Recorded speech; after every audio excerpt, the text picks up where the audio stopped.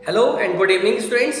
आज हम अपनी इस वीडियो में कोऑर्डिनेशन के डेफिनेशन और इसके फीचर्स की बात करेंगे। एग्जाम के पॉइंट ऑफ व्यू से ये मोस्ट इंपॉर्टेंट टॉपिक है, इसलिए आप इस वीडियो को स्किप किए बिना पूरी वीडियो को सुनना। सबसे पहले हम बात करते हैं कि कोऑर्डिनेशन होता क्या है। Coordination is the force that binds all the functions of management. अब आपको मालूम है कि मैनेजमेंट के 5 फंक्शंस होते हैं: planning, organising, staffing, directing and controlling. और जो कोऑर्डिनेशन होता है वो पांचों फंक्शन को बाइंड करके रखता है, मतलब पांचों फंक्शन को एक साथ में लेके चलता है। इसी को ही बोला जाता है कोऑर्डिनेशन। फॉर एग्जाम्पल, आप क्रिकेट की टीम में हैं तो क्रिकेट के जितने भी प्लेयर्स होते हैं वो सारे प्लेयर्स एक दूसरे के साथ में कोऑर्डिनेशन करते हुए चलते हैं, तभी हम लोग मैच को जीत पाते हैं। अगर किसी एक प्लेयर ने भी कोऑर्डिनेशन करना छोड़ दिया तो पूरी टीम डिस्टर्ब हो जाएगी और जो हमारा ऑब्जेक्टिव है वो अचीव नहीं हो पाएगा। तो इसकी एक बेसिक डेफिनेशन, बहुत सिंपल डेफिनेशन है, आप एक बार फिर से सुनिए। Coordination is the force that bind all the functions of management. तो बच्चों ये थी डेफिनेशन। अब हम बात करते हैं कोऑर्डिनेशन के फीचर्स की। तो कोऑर्डिनेशन का फर्स्ट फीचर है coordination is a continuous process. Coordination जो होता है बच्चों वो एक कंटिन्यूअस प्रोसेस है। मतलब अगर आपको किसी के साथ में कोऑर्डिनेशन करना है तो ये एक दिन या 2 दिन या एक बार या 2 बार का एक्टिविटीज नहीं है, ये आपको कंटिन्यूअस फॉर्म में करते रहना है। जैसे कि मैं अभी आपको एग्जांपल दिया था क्रिकेट के मैच का,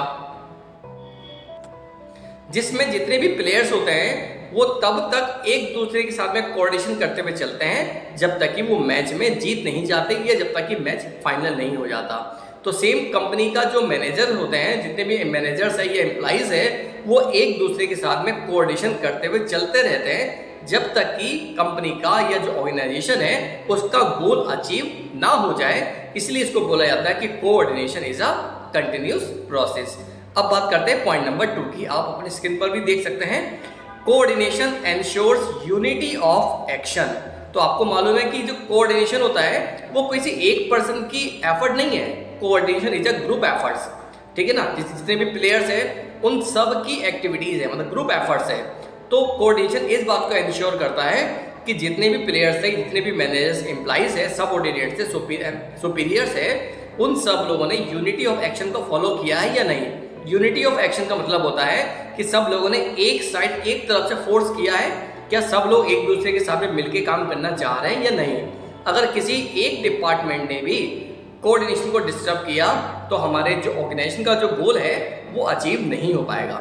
फॉर एग्जाम्पल, प्रोडक्शन डिपार्टमेंट ने अगर प्रोडक्ट को प्रोड्यूस नहीं किया तो सेल्स डिपार्टमेंट वाला ऑटोमेटिकली फेल हो जाएगा, क्योंकि सेल्स डिपार्टमेंट वाला मार्केट में प्रोडक्ट को सेल ही नहीं कर पाएगा।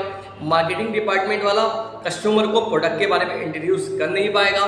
फाइनेंस डिपार्टमेंट के पास जब तक सेल नहीं होगी, जब तक रेवेन्यू नहीं आ पाएगा। तो आप समझ रहे हैं कि स्टार्टिंग कहाँ से हो रही है, प्रोडक्शन डिपार्टमेंट से। अगर प्रोडक्शन डिपार्टमेंट ने कोऑर्डिनेशन करना छोड़ दिया तो बाकी जितने भी डिपार्टमेंट्स हैं वो ऑटोमेटिकली फेल हो जाएंगे और जो कंपनी का, हमारी ऑर्गेनाइजेशन का जो ऑब्जेक्टिव है वो अचीव नहीं हो पाएगा। Point number 3, coordination is an all pervasive function. समझ गए ना। तो कोऑर्डिनेशन जो होता है ये एक परवेसिव फंक्शन है। ये किसी एक मैनेजर का, ये एक डिपार्टमेंट का, ये एक लेवल का काम नहीं है। और ये ऐसा भी जरूरी नहीं है कि ये जहाँ पर मैनेजमेंट होता है वहीं पर ही कोऑर्डिनेशन होगा।